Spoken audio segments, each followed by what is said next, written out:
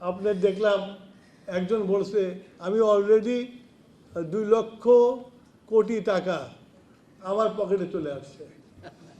তো 2,00,000,000,000 টাকা গুনতে কতক্ষণ লাগে আমি জানি না, ওটা নাকি চলে আসছে নাকি ফেসবুকে এনে দিয়েছে, এবং এটা একটা গোষ্ঠী করছে।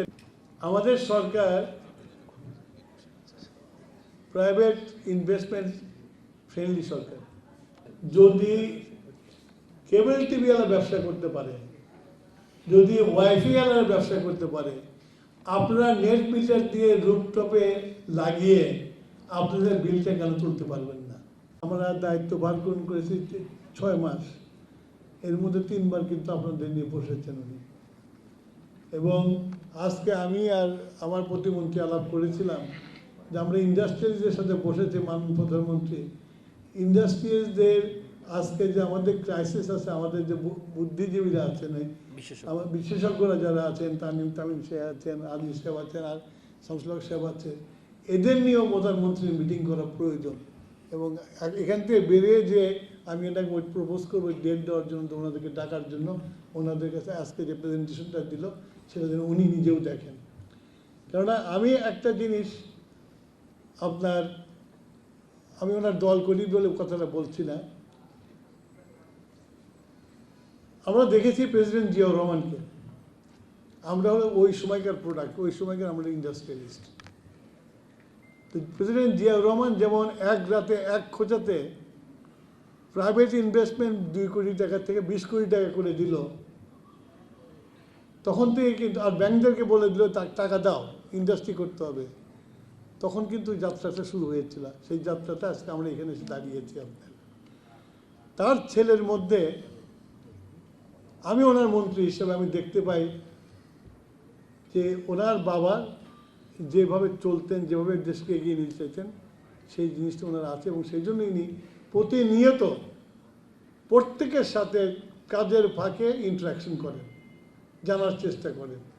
এবং আমরা যারা মন্ত্রী আছি, আমরাও কিন্তু মোটামুটি ওই কলেজ ইউনিভার্সিটির ছাত্র হয়ে গেছে। উনি ডাকলে আমাদেরকে সব নোট নিয়ে যেতে হয়, ফাইল নিয়ে যেতে হয়, কোন প্রশ্নটা করে। তো হি ইজ ভেরি সিরিয়াস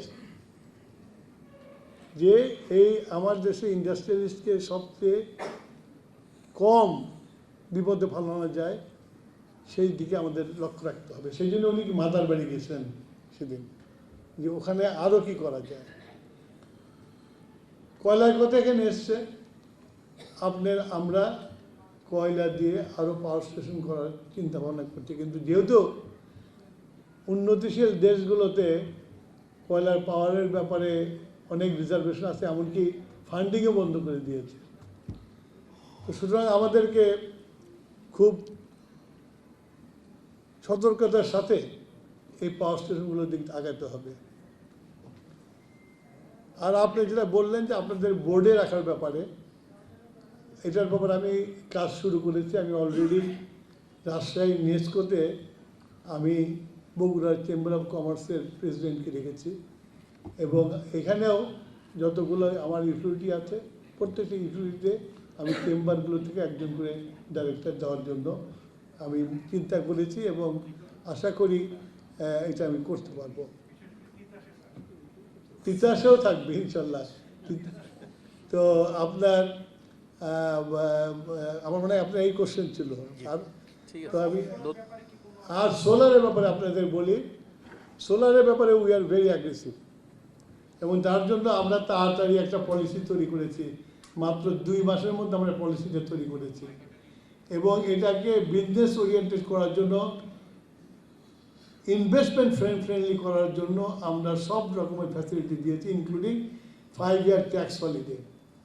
এখন আপনারা জানেন বাংলাদেশের ব্যুরোক্রেসি জানেন, আপনার কোন তলায় কোন কেরানি একটা মানে সিল মেরে দিবে, সেটাকে ছুটাতে আবার টাইম লাগে। এখন চট্টগ্রাম পোর্টে অ্যাসেসররা কী তৈরি করছে, এটা আপনারা যদি আমাদের কেসগুলো এনে দেন, আমি এইটুকু অ্যাসুরেন্স দিতে পারি, আমরা যা পলিসিতে বলেছি ওইটাই ইমপ্লিমেন্ট হবে, তার বাইরে কোনো কিছু হবে না। এবং আমাদের ইচ্ছা, এবং আমি মনে করি ইটস পসিবল যে সোলার আমরা আমাদের যে টার্গেট 10,000 মেগাওয়াট এটা করতে পারবো।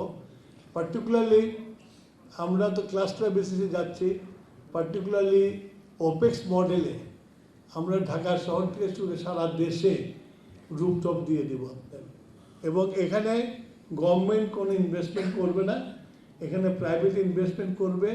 আমি অলরেডি আমাদের ঢাকা সিটি কর্পোরেশনের 2 অ্যাডমিনিস্ট্রেশনে বসেছি, তাদেরকে বলেছি এরিয়া ভাগ করো, ভাগ করে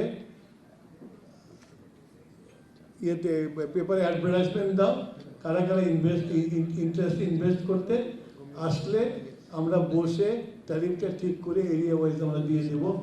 আপনারা যদি কেবল টিভিওয়ালা ব্যবসা করতে পারে, যদি ওয়াইফাইওয়ালার ব্যবসা করতে পারে, আপনারা নেট মিটার দিয়ে রুফটপে লাগিয়ে আপনাদের বিলটা কেন তুলতে পারবেন না?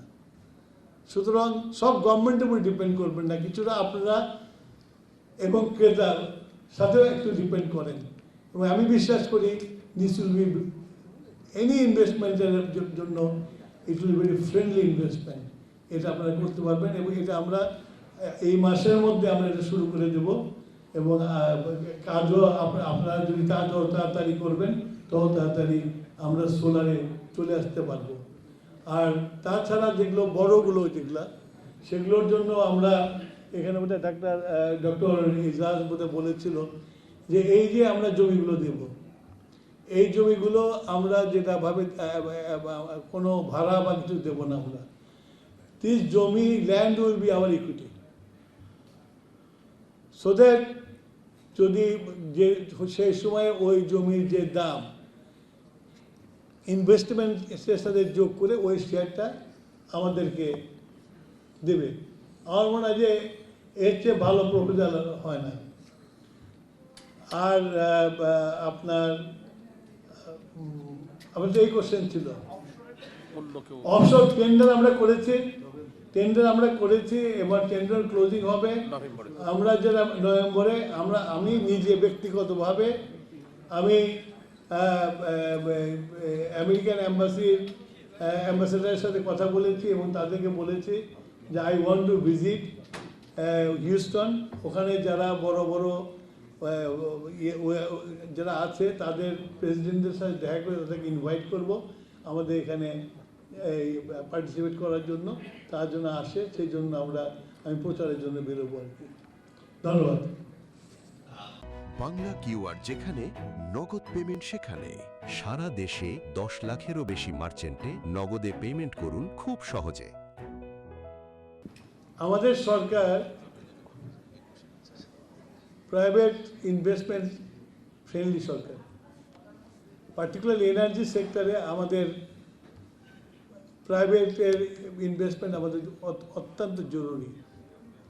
এবং সেই জন্যই আমাদের মাননীয় প্রধানমন্ত্রী প্রাইভেট সেক্টরের সবার সাথে বসছেন এবং আমি নিজেও বসেছি। তা আপনারা তো দেখলেন প্রাইভেট সেক্টরে একটা ছোট্ট জিনিস নিয়ে আমাদের দায়িত্বভার গ্রহণ করার পরে হঠাৎ করে মিডল ইস্ট ওয়ার লেগে গেল। আমি বারে বারে বলা সত্ত্বেও যে আমার রিজার্ভ আছে, আপনারা ভয় পেন না, আপনার পেট্রোল পাম্পে এত লাইন দিয়েন না। এবং এই পেট্রোল পাম্পের এমন বড় লাইন হলো যে আমার বাড়ির সামনে 2টো পেট্রোল পাম্প আছে। তো সারা রাত দেখতাম আমার বাড়ির সামনে মোটরসাইকেল দাঁড়িয়ে আছে। তো যা হোক, আমরা অনেক চেষ্টা তদবির করে আমরা এটাকে বন্ধ করতে পেরেছিলাম। তেলের তো অভাব হয়নি। যখন ফ্লোরিডা ড্রাই হয়ে গেছে তখন ঢাকা কিন্তু ড্রাই হয়নি। তারপরেও এটা নিয়ে বিশাল লাইন। পরে দেখা গেল যে ব্ল্যাক মার্কেটিং শুরু হলো, পরে দেখা গেল যে অনলাইন ব্ল্যাক মার্কেটিং শুরু হলো, যে অমুক জায়গায় এত দামের তেল বিক্রি হবে, অনলাইনে অর্ডার করে তেল চলে গেল। এইটা দেখে আমি মাননীয় প্রধানমন্ত্রীকে এর সাথে আলাপ করলাম যে আমরা তেলের ব্যবসাটা প্রাইভেটে দিয়ে দিই। আমরা তো আছেই, আর যারা প্রাইভেট আছে, কারণ আমরা তো অলরেডি প্রাইভেট থেকে আমরা তেল কিনি।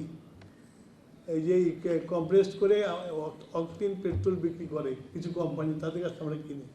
এবং আমরা কিন্তু অকটেন পেট্রোল খুব কম আমদানি করি, দেশ থেকে কিনি আমরা।